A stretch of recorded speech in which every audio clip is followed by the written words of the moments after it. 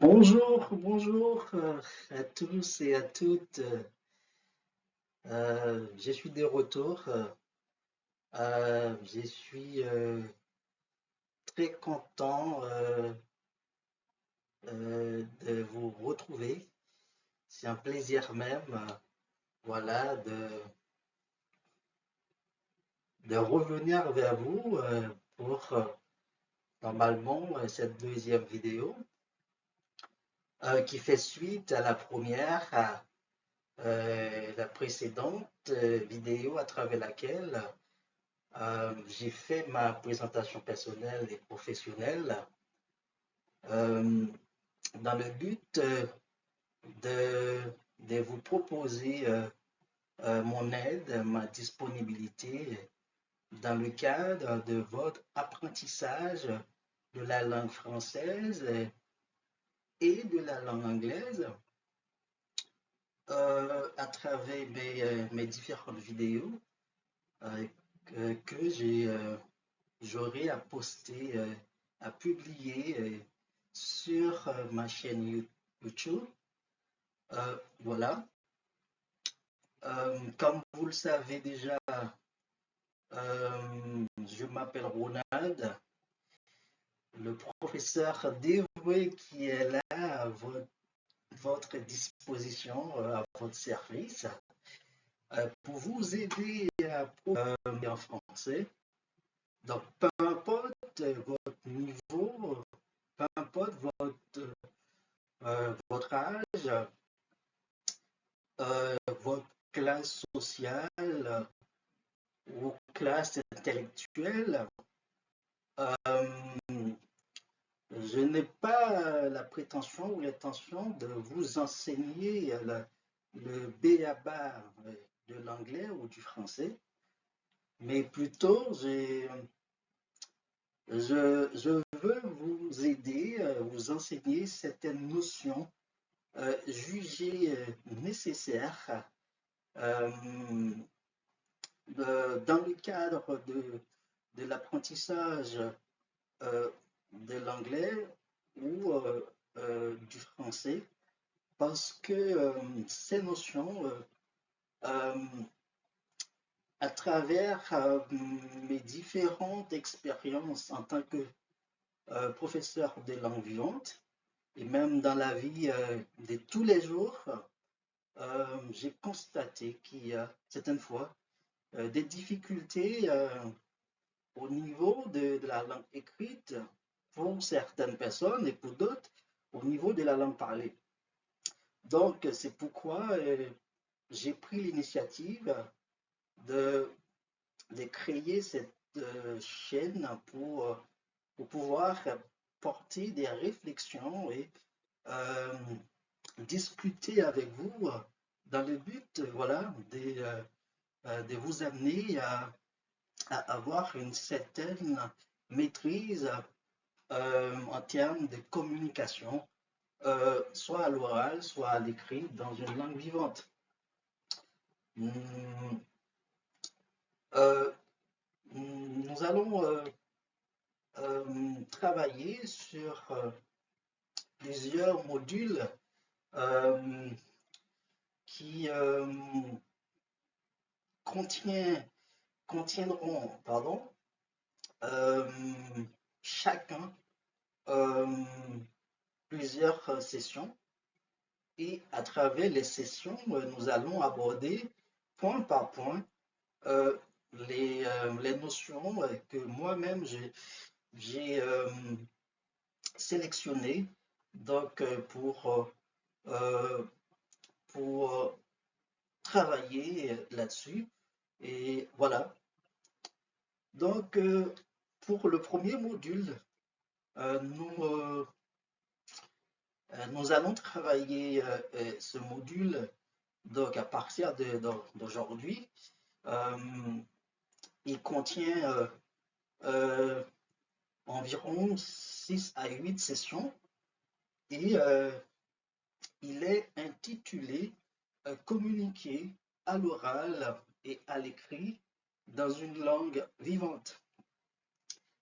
Trois aspects ou trois notions de base à maîtriser obligatoirement en vue d'atteindre une certaine maîtrise dans la langue écrite, dans la langue parlée, en termes de communication. Quelles sont ces trois notions ou ces trois aspects euh, euh, des bases? Ben voilà, ils sont bien là, donc juste devant, euh, devant vous, à l'écran. C'est la formation des quatre types des phrases des bases. Quand nous parlons de quatre types des phrases des bases, euh, nous, nous voyons les phrases déclaratives, les phrases interrogatives, les phrases exclamatives, et ensuite les phrases euh, impératives. Pour communiquer, que ce soit à l'oral ou à l'écrit, il est nécessaire de maîtriser ces quatre types de phrases, des bases que je viens de mentionner ou je viens de citer. Ensuite, pour le deuxième point essentiel ou élément essentiel, c'est l'emploi de la ponctuation en français et en anglais, euh, ce qui, à mon avis, cause pas mal de difficultés euh, aux apprenants ou à des gens qui écrivent soit en français, soit en anglais. Euh, Parce que donc on ne peut pas parler des constructions d'une phrase correcte, euh, euh, claire et précise sans parler de la maîtrise des signes de ponctuation. Car et ce sont ces signes qui indiquent le sens même de la phrase, car certaines fois ils sont placés à la fin de la phrase, d'autres qui sont placés soit à l'intérieur de la phrase, et tels que la virgule, deux points, et parenthèse, mais pour certains, tels que le point, euh, trois points, point d'exclamation, point d'interrogation, ils sont placés à la fin d'une phrase et ce sont eux qui indiquent l'orientation de la phrase, le sens de la phrase et la nature même de la phrase. Est-ce que, pardon, c'est une phrase déclarative? Est-ce que c'est une phrase impérative? Est-ce que c'est une phrase interrogative? Est-ce que c'est une phrase exclamative? Ce sont ces signes qui nous expliquent donc une telle chose, qui nous donnent une telle information ou une telle indication. Donc c'est pourquoi donc, les phrases et les signes de ponctuation sont étroitement liés. Donc voilà, si quelqu'un ne maîtrise pas ces deux éléments, donc au niveau de la pratique, il va avoir un problème sérieux. Donc, mais il faut dire que euh, euh, c'est plutôt à l'écrit, mais à l'oral, c'est plus l'intonation qui nous dit, qui nous indique donc, quel est le type de la phrase en question. Mais à l'écrit, ce sont ces signes, ces symboles qu'on appelle signes de ponctuation qui nous indiquent, voilà, c'est tel type de phrase qu'on a, voilà, c'est avec, on a affaire à tel type de phrase. Ensuite, nous avons la formation et la maîtrise des temps des verbes qui est aussi un élément fondamental, donc un aspect fondamental, même essentiel, donc pour pouvoir communiquer convenablement, avec précision, lorsqu'il s'agit euh, de, de situer l'action dans le temps. Donc, c'est non seulement le verbe va nous permettre d'exprimer l'idée, la pensée, euh, mais le temps va nous permettre de situer l'action dans le temps. Donc là, on parle, il y a deux temps. Il y a le temps, et c'est l'espace. C'est, par exemple, hier, aujourd'hui, demain.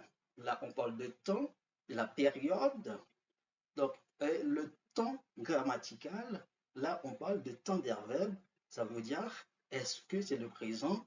Est-ce que c'est l'imparfait? Est-ce que c'est le futur simple? Donc, c'est deux choses différentes. Ce sont deux choses différentes quand on parle de temps des verbes et le temps en termes de période. Voilà. Donc, ces trois éléments fondamentaux sont étroitement liés. Donc, par conséquent, pour parler, communiquer, écrire correctement, avec précision et pour produire des phrases sensées, cohérentes, il est impératif de maîtriser ces trois notions qu'on appelle les trois notions de base. C'est pourquoi j'avais estimé, j'avais jugé nécessaire de de partir de là, parce que de commencer avec ces trois notions, c'est dans le but de, de mettre l'accent sur cela, parce que certaines fois, ces notions ne sont pas euh, tout à fait bien abordées ou ne sont pas abordées en profondeur. Donc, et par conséquent, donc, elle pose un problème sérieux pour certaines personnes, pour beaucoup de personnes même, donc dans le cadre de leur pratique de langue, dans le cadre de leur processus ou leur habitude d'écrire ou d'échanger, de soumettre des messages pas écrits. Voilà. Et c'est à ce moment-là, on se rend compte que voilà, il y a beaucoup de problèmes, des fautes de ponctuation, des fautes de grammaire et des fautes de conjugaison. C'est parce que à la base, ces trois éléments ne sont pas vraiment euh, maîtrisés ou ces compétences ne sont pas tout à fait acquises.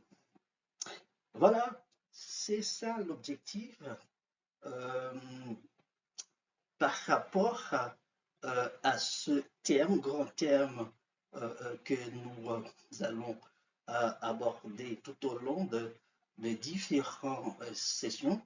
Et voilà, nous allons les aborder euh, de manière séparée.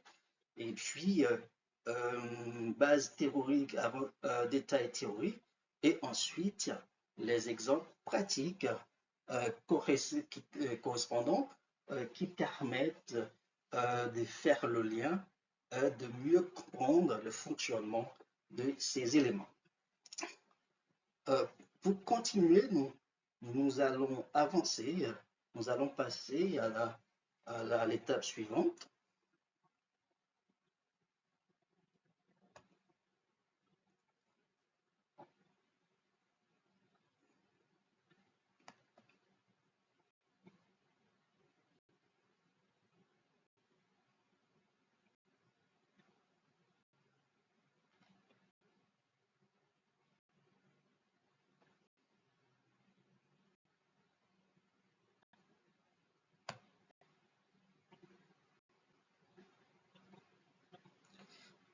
Patienter, il y a un petit problème technique.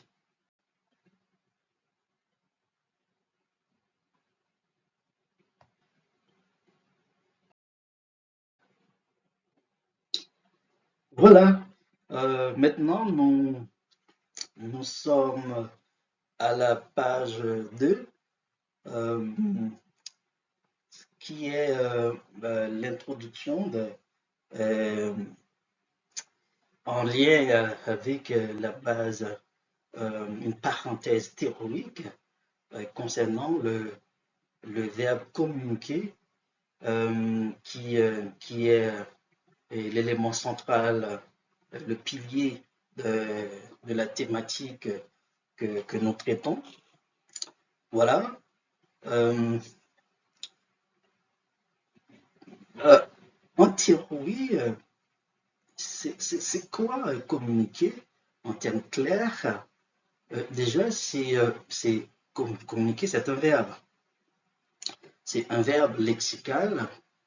Euh, Quand on dit lexical, un verbe lexical, on voit un verbe qui est capable d'exprimer tout seul, à lui seul, une action. On voit un verbe qui est différent euh, d'un auxiliaire verbal. Voilà. Donc, ce verbe est capable d'exprimer une action réalisée ou faite par le sujet ou par, euh, si dans une situation de communication orale, par le locuteur. Voilà, c'est le verbe qui exprime une action. Voilà, le verbe qui est à lui seul, qui est à lui seul peut exprimer une idée, une pensée. Voilà. Donc, c'est un verbe qui a un sens. Un sens. Donc, sans être accompagné d'un auxiliaire verbal. Tandis que un verbe d'auxiliaire, c'est un verbe qui, qui aide à conjuguer un verbe lexical. Voilà, un verbe d'auxiliaire, c'est un verbe qui aide à conjuguer un autre verbe, à savoir un verbe lexical. Par exemple, communiquer, c'est un verbe lexical, ça a un sens clair. Parler, c'est un verbe lexical. Manger, c'est un verbe lexical. Par exemple, par exemple, le verbe être est à la fois un verbe lexical et un verbe d'auxiliaire. Le verbe avoir est à la fois un verbe lexical et un verbe d'auxiliaire. Par exemple, quand on utilise l'auxiliaire avoir pour conjuguer un autre verbe, donc à ce moment-là, avoir joue un rôle d'auxiliaire. Par exemple, j'ai mangé. Et c'est l'auxiliaire avoir au présent. Donc, et manger, le participe passé du verbe manger qui est le verbe lexical. À ce moment-là, le verbe avoir joue un rôle de verbe d'auxiliaire. Par exemple, je suis allé. Aller, c'est le verbe lexical ou le verbe d'action. Et suis, c'est l'auxiliaire être au présent. Donc, dans cet emploi, être est un verbe d'auxiliaire. Donc, voilà.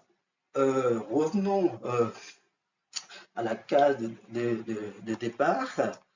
Euh, un verbe lexical, euh, à savoir le verbe communiquer, est à la fois un verbe transitif direct et transitif indirect et un verbe intransitif. Euh, on parle de verbe transitif direct lorsque ce verbe admet un complément d'objet direct. Donc, lorsque le verbe peut être suivi par un complément d'objet direct. Par exemple, euh, je vais communiquer ma réponse au directeur. Euh, Ma réponse, c'est un complément d'objet direct, COD. Donc, je vais communiquer quoi? Je vais communiquer ma réponse. Donc, communiquer, c'est le verbe lexical, transitif direct, et ma réponse, c'est le complément d'objet direct. Mais en même temps, euh, le verbe permet un second complément, qui est un complément d'objet indirect, c'est au directeur. Je vais communiquer quoi? Ma réponse à qui? Au directeur. À la fois, donc, on retrouve dans cette phrase deux transitifs, un transitif direct et transitif indirect. Le verbe communiquer peut avoir le sens de transitif indirect également lorsqu'il est employé pour signifier échanger, parler à quelqu'un ou avec quelqu'un, émettre euh, euh, euh, un message, transmettre un message à quelqu'un, euh,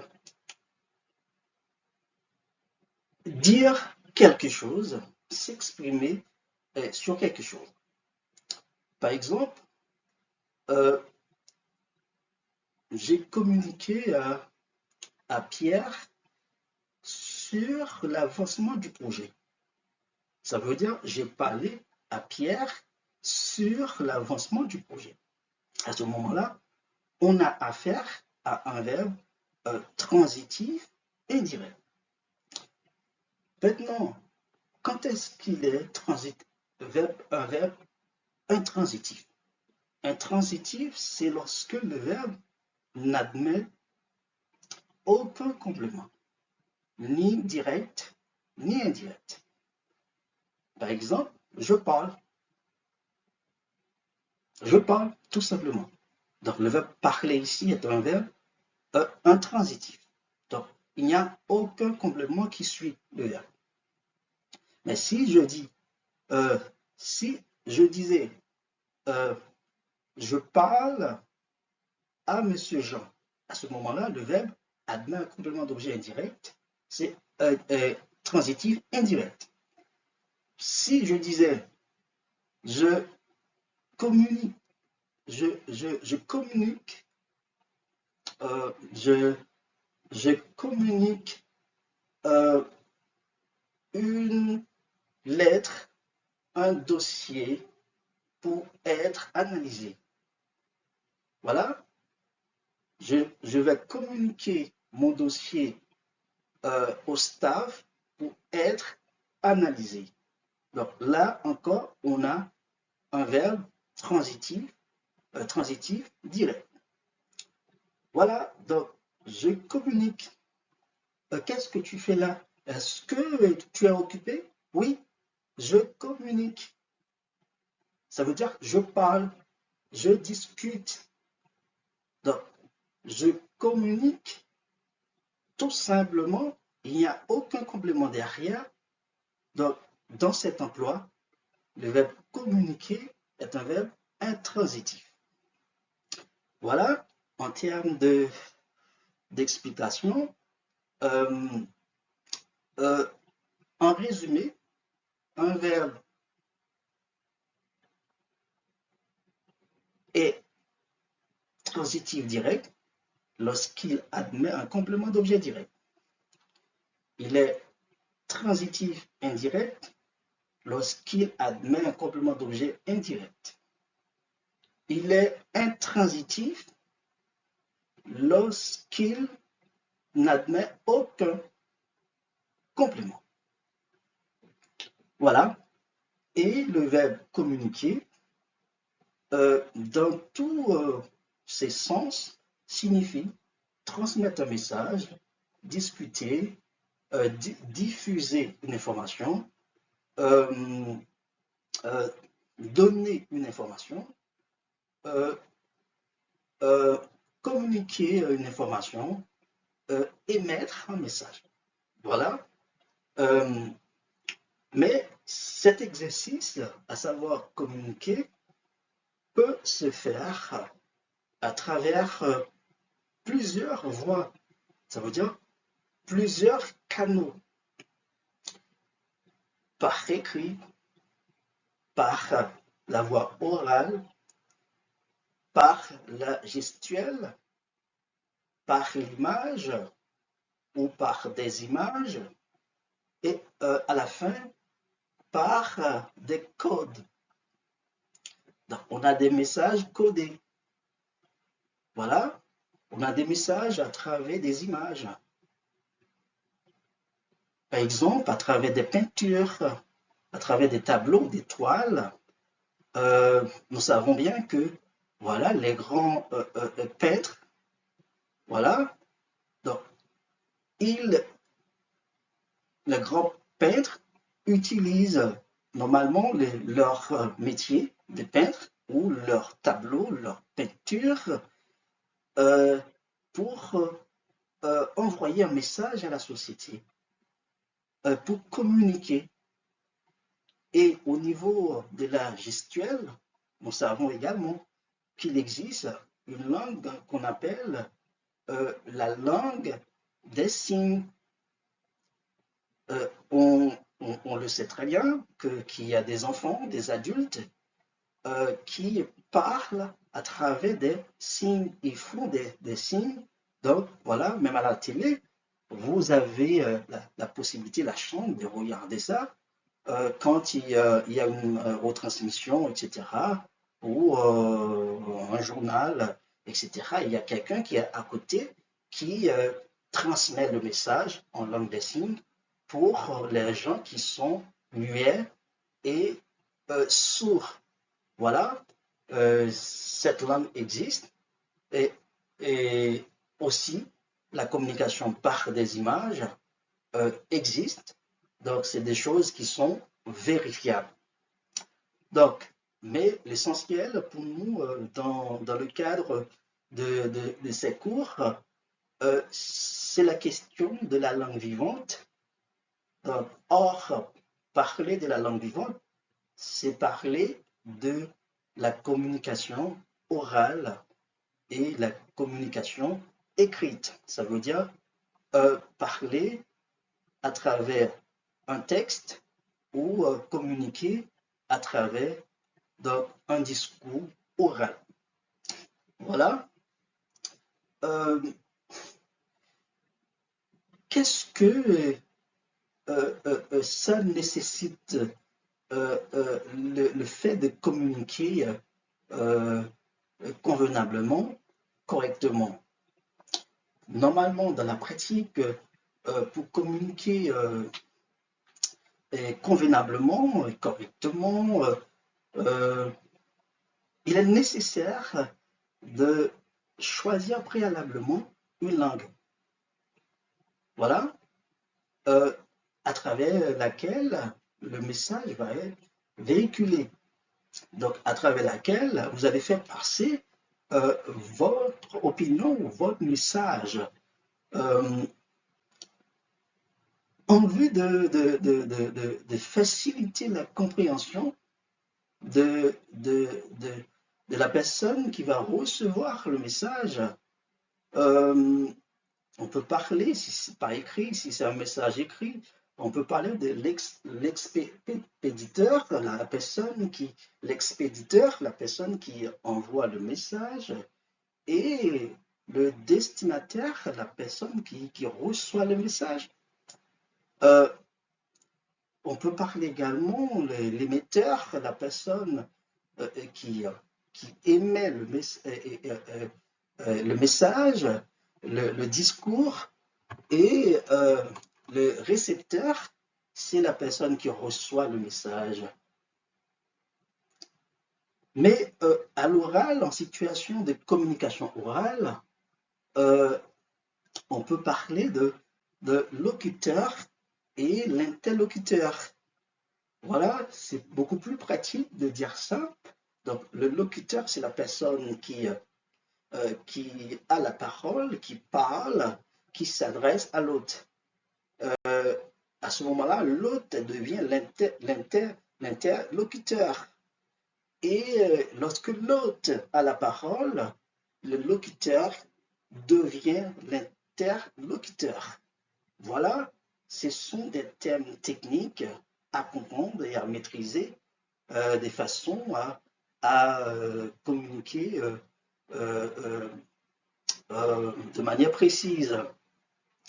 Euh, nous disons que nos cours seront focalisés ou basés euh, uniquement sur la langue vivante, mais nous choisi sont deux langues, euh, c'est le français et l'anglais, et à travers lesquels nous allons discuter, échanger et puis partager nos connaissances afin de pouvoir euh, amener beaucoup plus de lumière, de, euh, d'amener peut-être une autre façon, une vision de voir les choses.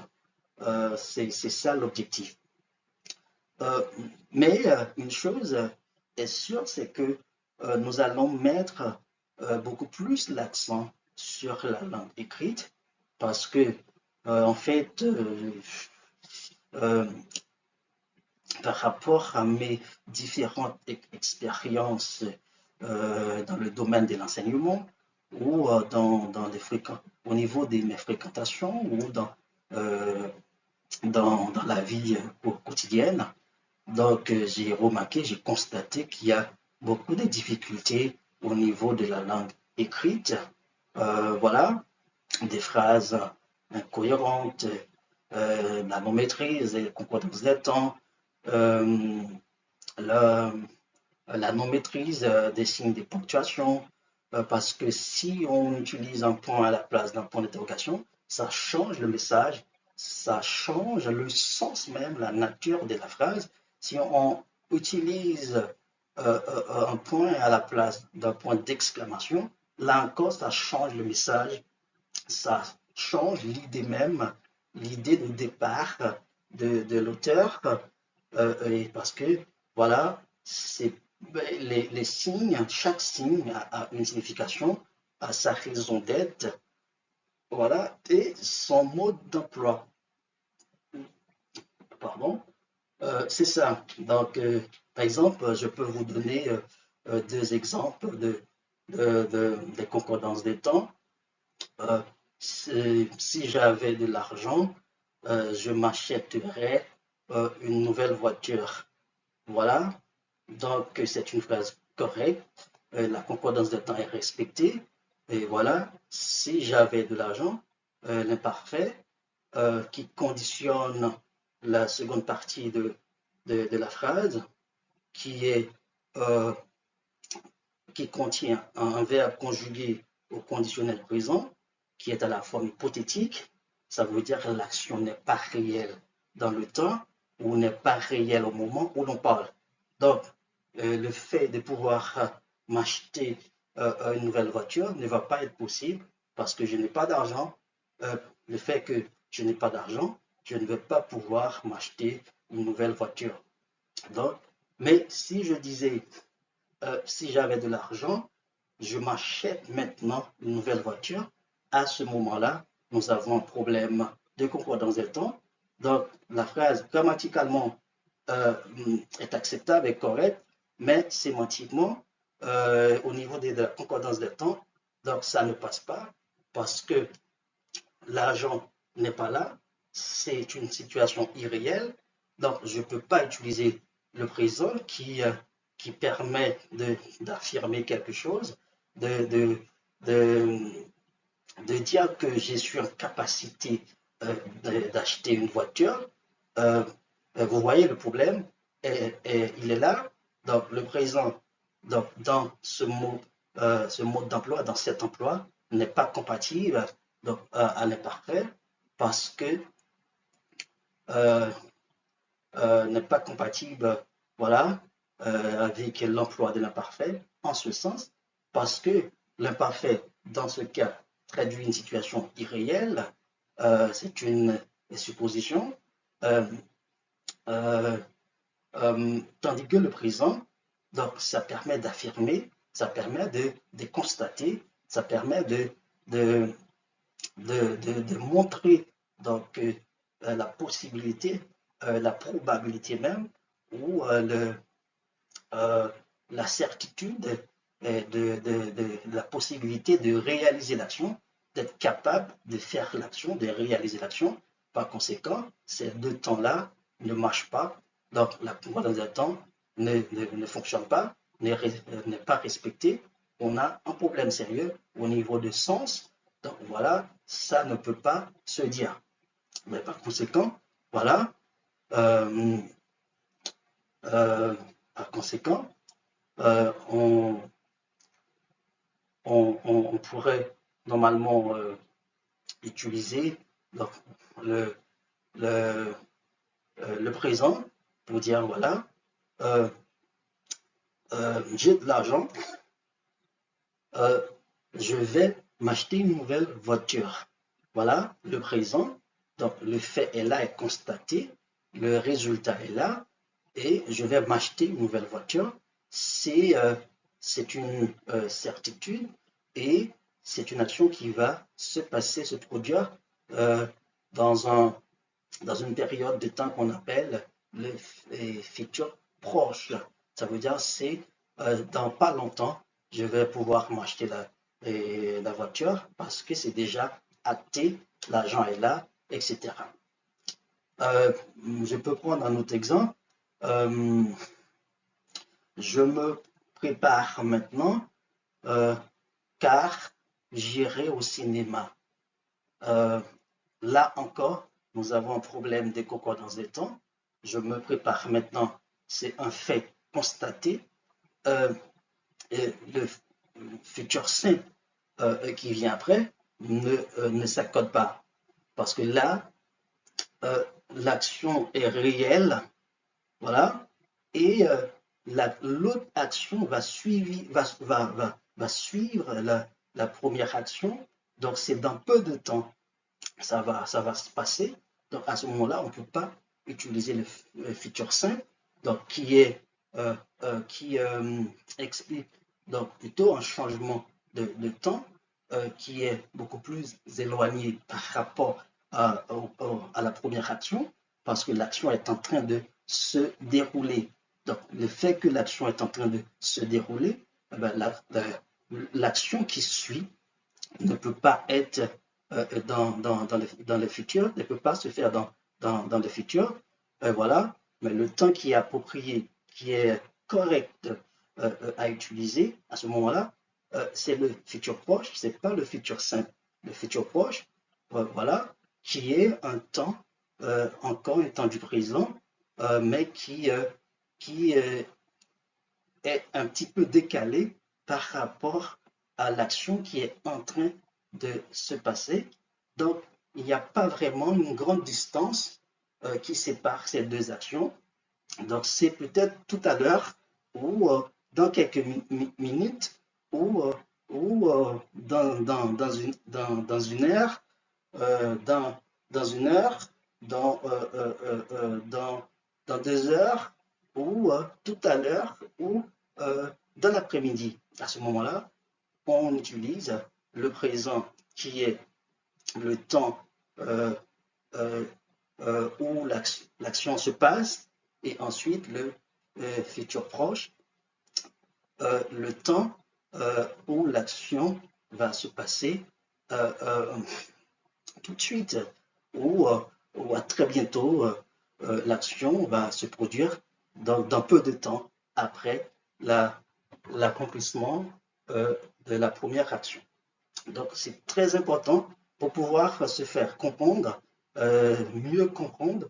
Donc, il faut maîtriser ces choses. C'est très intéressant. Voilà. Donc, voilà, pour arriver à mettre tout ça en, en œuvre, euh, euh, donc nous comptons, nous envisageons euh, euh, de, d'aborder euh, d'abord les quatre types des phrases, comment ça fonctionne, euh, quelles sont les bases théoriques et les détails, les exceptions. Ensuite, les exemples pratiques euh, dans le cadre d'une communication. Ensuite, nous allons voir l'emploi de la ponctuation en français et en anglais. Voilà les différences qu'il y a en français et en anglais et les points communs. À la fin, nous allons voir la formation et la maîtrise des temps et des verbes en français et en anglais. donc afin donc euh, d'avoir des compétences complètes, plus ou moins complètes, donc en lien avec ces trois notions qui sont étroitement liées, donc euh, afin de pouvoir euh, communiquer très clairement et précisément, donc construire des phrases compréhensibles pour tous, avec euh, précision et aisance, confiance. Donc, j'espère que voilà, j'ai été clair. Je, et j'espère aussi que vous avez compris la démarche. Euh, tout ça, tout cela c'est, euh, euh, euh, est porté plutôt sur des parenthèses ou des bases théoriques avec quelques petits exemples, mais plus tard, dans les prochaines pages ou sessions, nous allons entrer d'emblée, entrer dans les profondeurs, dans les exemples concrets pour vous montrer, pour vous amener à comprendre, analyser, comprendre et mieux comprendre et comment ces notions fonctionnent et quels sont les liens, les relations qui existent entre elles et pourquoi c'est nécessaire de, de les maîtriser donc, pour pouvoir bien parler ou communiquer avec aisance, avec confiance et précision. Si vous avez des questions, vous êtes libre de les poser donc dans la rubrique des commentaires, des suggestions pareilles. Vous avez des suggestions, vous pouvez les faire. Vous avez envie de faire une demande, de revenir sur telle ou telle partie. Il n'y a pas de problème à cela. Ensuite, si vous avez euh, euh, quelque chose en particulier à faire valoir, euh, ben, nous sommes aussi ouverts à cela. Donc, il n'y a pas de problème.